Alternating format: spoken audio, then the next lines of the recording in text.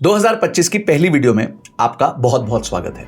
आपको, आपके पूरे परिवार को, आपके ऑफिस को, पूरे घर बार को नव वर्ष की बहुत बहुत शुभकामनाएं। मेरी पिछली वीडियो जिसमें हमने 1 करोड़ मैनिफेस्टेशन की बात की थी वो आप लोगों ने बहुत सराही और लोगों को बहुत पसंद आई। उसके बाद मैंने सोचा अब मैं इसी सीरीज में एक ऐसी वीडियो बताता हूं कि क्या 5 गलतियां हैं जिसके कारण आप हमेशा फ्लावर रह जाते हैं, फायर नहीं बन पाते। हाँ दोस्तों, पुष्पा का फेवरेट डायलॉग है फ्लावर नहीं फायर हूं मैं। तो क्या आप फ्लावर बनना चाहते हो या फायर बनना चाहते हो, ये आपकी चॉइस है। एक बार कॉमेंट बॉक्स में जरूर लिखना। तो आज की वीडियो में मैं 5 गलतियां बताऊंगा जिसकी वजह से आप फ्लावर बने रह जाते हैं, फायर नहीं बन पाते। तो आइए पुष्पा की तरह एकदम फायर बनते हैं और जैसे पुष्पा ने सारे रिकॉर्ड्स तोड़ दिए उस तरीके से इस साल में सारे रिकॉर्ड्स तोड़ते हैं और उन रिकॉर्ड्स के बीच में और आपके बीच में जो 5 गलती आती है उनको समझते हैं। 5वीं गलती जो है सबसे ज्यादा दोहराने वाली गलती है, इसलिए वीडियो को एंड तक देखना। उससे पहले चैनल को सब्सक्राइब करके बेल बटन को हिट कर देना। अब दोस्तों पिक्चर करो, आप दिसंबर 2025 में बैठे हुए हो। जी हां, दिसंबर 2025 में बैठे हो और अब आप रील्स देख रहे हो। आपके किसी फ्रेंड ने तो मर्सिडीज खरीद ली, किसी फ्रेंड ने घर खरीद लिया, किसी फ्रेंड ने फाइनेंशियली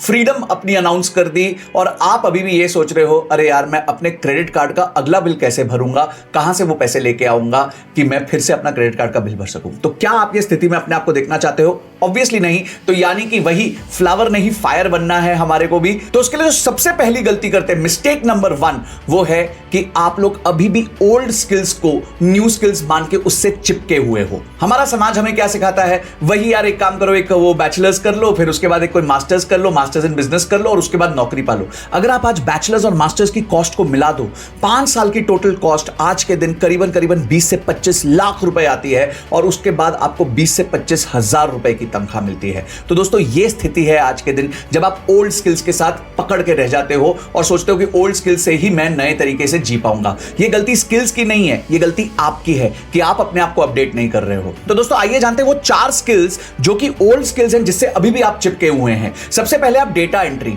लोग समझते हैं डेटा एंट्री अभी भी जरूरत है। भाई डेटा एंट्री को टोटली एआई ने रिप्लेस कर दिया है। अब एआई ही डेटा एंट्री करता है। जहां पहले 10 लोग लगते थे डेटा एंट्री करने को, अब वो काम एक व्यक्ति से होने लग गया है। तो यानी कि 9 लोगों की नौकरी चली गई है। क्यों? क्योंकि वो अभी भी सोचते थे कि डेटा एंट्री करके उनको 25-30 हजार रुपए बन जाएंगे, जबकि वही काम एआई सॉफ्टवेयर 1-1.5 हजार रुपए महीने में कर देते हैं। दूसरा, बेसिक कोडिंग। लोगों को लगता है सर हम कोई कोडिंग का कोर्स कर लेंगे ना तो उसके बाद जो है हमारे को बहुत अच्छी नौकरी लग जाएगी। अरे नहीं लगेगी, क्योंकि 2 चीजें हो गई हैं। ये तो सारा कोड अब चैट जीपीटी अपने आप लिखने लग गया है और कई सारी ऐसी एप्स आ गई हैं जो नो कोड बेसिस पे भी कोडिंग कर देती हैं। तो यानी कि आपको कोडिंग की नॉलेज नहीं होगी तो भी चलेगा, पर आप लोग क्या है अभी भी ये सोचते हो जो 10 साल पहले चलता था वही आज चलेगा।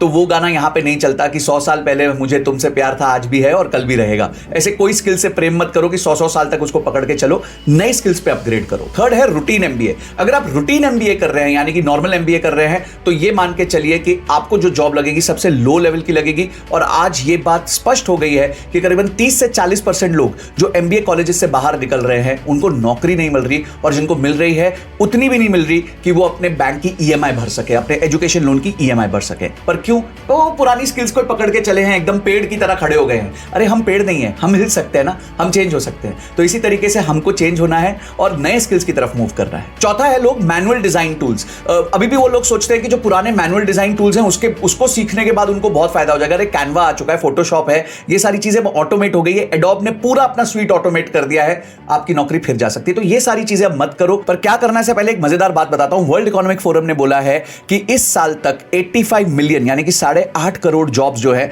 वो एआई के हाथों मारे जाएंगे।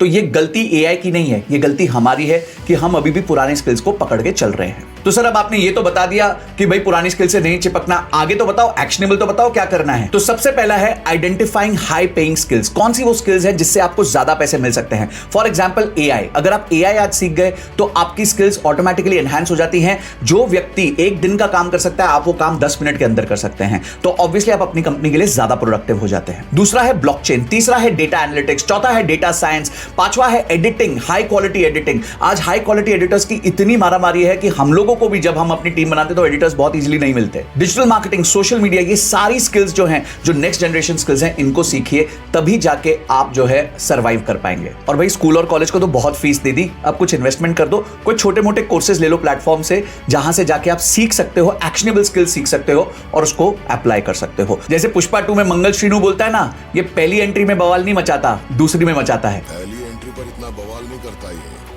जितना दूसरी एंट्री पर करता है। तो आप पहली एंट्री में बवाल नहीं मचा पाए, नो प्रॉब्लम, अब दूसरी एंट्री आई है ना, तो पुष्पा की तरह उसमें बवाल मचा दो। दूसरी गलती है फोकस नहीं है, प्रोक्रेस्टिनेट करते हैं और अपने आप को चैलेंज नहीं करते। अपनी आज की स्थिति को अपनी जिंदगी भर की स्थिति मान लेते हैं कि नहीं हमारे साथ तो कुछ अच्छा हो ही नहीं सकता, मैं जिंदगी में क्या करूंगा।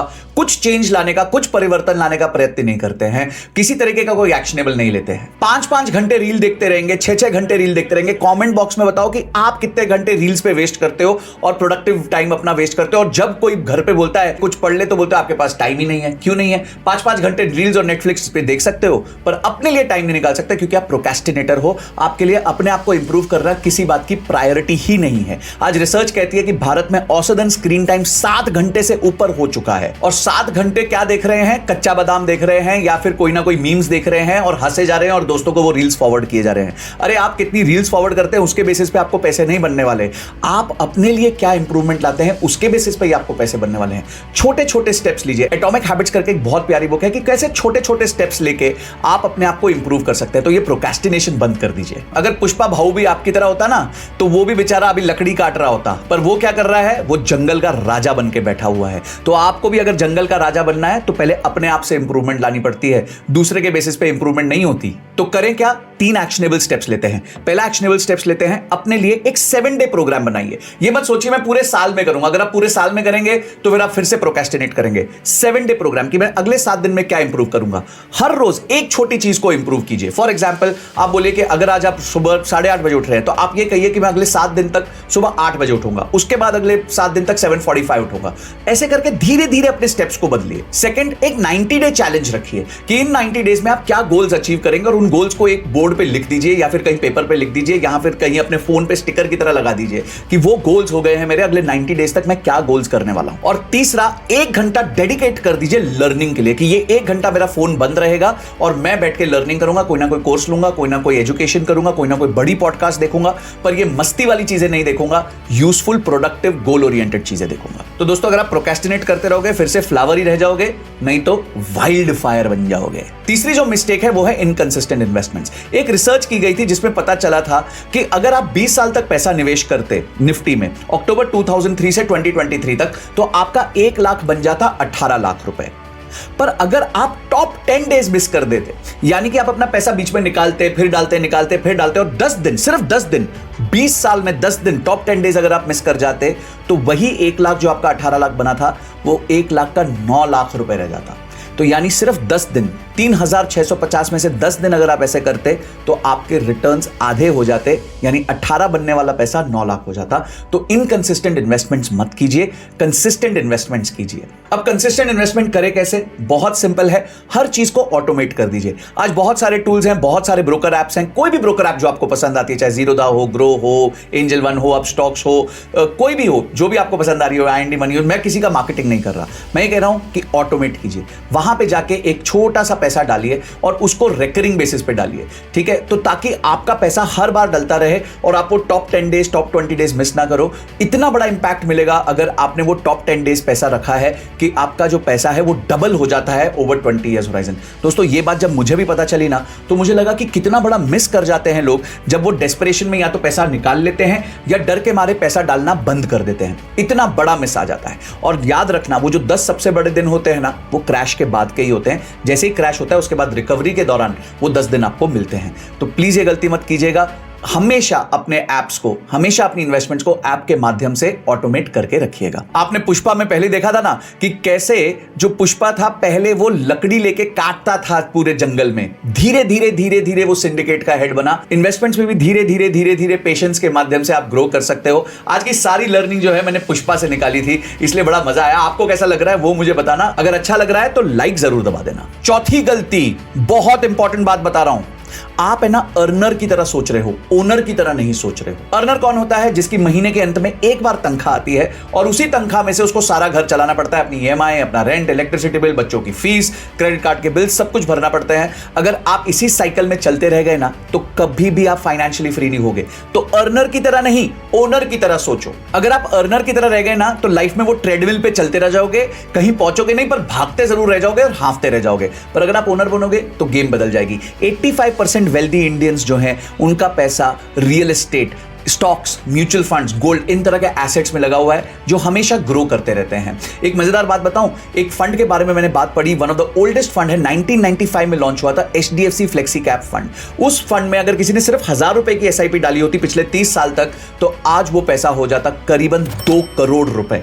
जी हां, 30 साल में उन्होंने 1000 रुपया पर मंथ, यानी कि मुश्किल से 3,60,000 रुपए डाला होता और आज वो पैसा बन चुका होता 2 करोड़ रुपए। ये पावर होती है कंपाउंडिंग की, टाइमली इन्वेस्टिंग की और ओनर बनने की। तो दोस्तों, आज हमारे देश में हमें ओनर बनने के बहुत स्कोप हैं। आप खुद का साइड हसल चालू कर सकते हो या किसी दोस्त की कंपनी में उसको सपोर्ट कर सकते हो अपने स्किल्स के माध्यम से और उससे थोड़ी सी इक्विटी ले सकते हो। या फिर अगर ये सब भी नहीं करना है तो कोई प्रॉब्लम नहीं है, पब्लिक मार्केट्स में इन्वेस्ट कीजिए, म्यूचुअल फंड्स के थ्रू इन्वेस्ट कीजिए, हाई क्वालिटी स्टॉक्स में इन्वेस्ट कीजिए ताकि आप ओनर बन सको, अर्नर पे ना रह जाओ। तो दोस्तों, आप हमेशा सोचते हो काश मेरे मम्मी पापा ने यहां पे जमीन ले ली होती, वो स्टॉक ले लिया होता विप्रो का जो आज इतना महंगा हो गया है, तो ये आज मेरी जिंदगी कितनी अच्छी होती। आपके बच्चे वो आपके बारे में ना सोचे ना, ये आपकी जिम्मेदारी है। तो आज आप ऐसा कोई स्टॉक लीजिए, आज आप ऐसी कोई लैंड लीजिए, आज आप ऐसा कोई म्यूचुअल फंड लीजिए जो आगे जाके आपके बच्चों को खुश कर सके, ताकि यही ताना आपको ना सुनना पड़े। वैसे आप लोगों में से कितने लोग ये ताना मारते हैं वो जरा कमेंट बॉक्स में जरूर बताना। पुष्पा 2 में जब पुष्पा एक बार वापस आ जाता है शेखावत के पास, जब वो शेखावत को सॉरी बोलता है तो वो उसको बाद में बोलता है कि दम है तो रोक के बता शेखावत, अगर मैं हार गया तो कुल्हाड़ी लेके वही दिहाड़ी करूंगा। मैं तो रोक के बता शेखावत,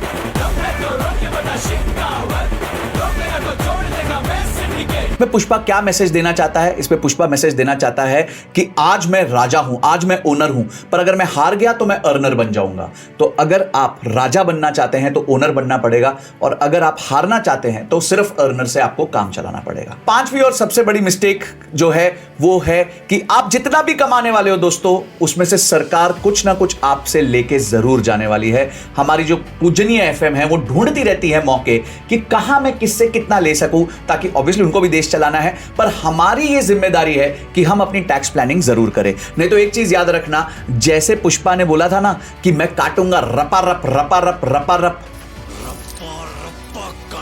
उसी तरीके से टैक्स वाले जब आप कमाई कर रहे होगे तो आपकी इनकम को भी रपा रप रपा रप रपा रप काटेंगे।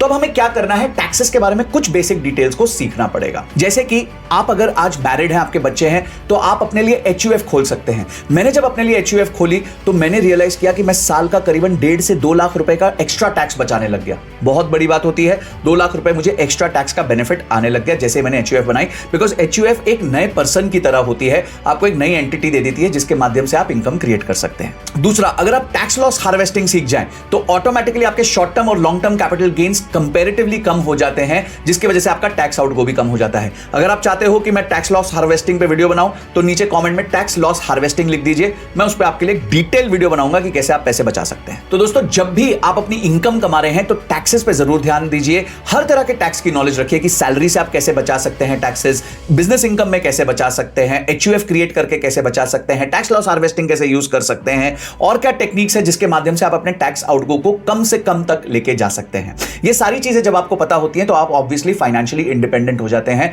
आपको समझ आ जाता है कि पैसा वर्क कैसे करता है, और ये जो रिच लोग हैं, जो 5% रिच लोग हैं, वो कैसे हमारे देश के सिस्टम को यूज करते हैं ताकि वो अपना टैक्स बचा सके। तो दोस्तों, 2025 की चॉइस आपके सामने है, फ्लावर नहीं फायर बनना है, और सबके सामने एक ही बात बोलनी है, मैं झुकेगा नहीं। और एक दिन जिस तरह आप अपने पेरेंट्स से कुछ एक्सपेक्ट करते थे कि वो आपके लिए क्रिएट करेंगे, आपके बच्चों की एक्सपेक्टेशन आप ही पूरी करेंगे, और आपके बच्चे आपको थैंक यू बोलेंगे कि पापा आपने राइट टाइम पे राइट स्टेप लिया, जिसकी वजह से आज वो भी फाइनेंशियली सिक्योर हो पाए और अपने ड्रीम्स को चेज कर पाए। दोस्तों, 90% मिडिल क्लास लोग अपने ड्रीम्स को इसलिए चेज नहीं कर पाते क्योंकि उनके पास कोई बैकअप नहीं होता। आज आपके पास मौका है कि अपने बच्चों के लिए कुछ बैकअप क्रिएट कीजिए। ये 5 मिस्टेक्स मत करिए 2025 में, और उसके बाद आप देखिए कि किस तरीके से आपकी वेल्थ भी ग्रो होगी, आपकी स्किल्स भी ग्रो होगी, और आप कंप्लीटली एक कंपाउंडिंग साइकिल में आ जाओगे और अपने लिए बहुत जबरदस्त वेल्थ क्रिएट करोगे। बाकी भाई वो सब टॉप 5 वाली सीरीज तो चली रही है, वो जरूर देखते रहना। मैनिफेस्टेशन पे जो पिछले साल के अंत पे मैंने वीडियो बनाई वो बहुत चली, उसको जरूर देखना। उससे आप मैनिफेस्ट करना सीखोगे कि वेल्थ को मैनिफेस्ट कैसे किया जाता है। अपने लिए एक वेल्दी जर्नी बनाइए। ये 2025 को बहुत सक्सेसफुल कीजिए। मुझसे क्या अपेक्षा है वो भी बताइए कमेंट बॉक्स में। इस वीडियो को सबके साथ शेयर कर दीजिए ताकि वो भी ये 5 गलतियां ना करे। अगली वीडियो तक जय हिंद, जय भारत। अंगारों का अंबर सा लगता है मेरा समय।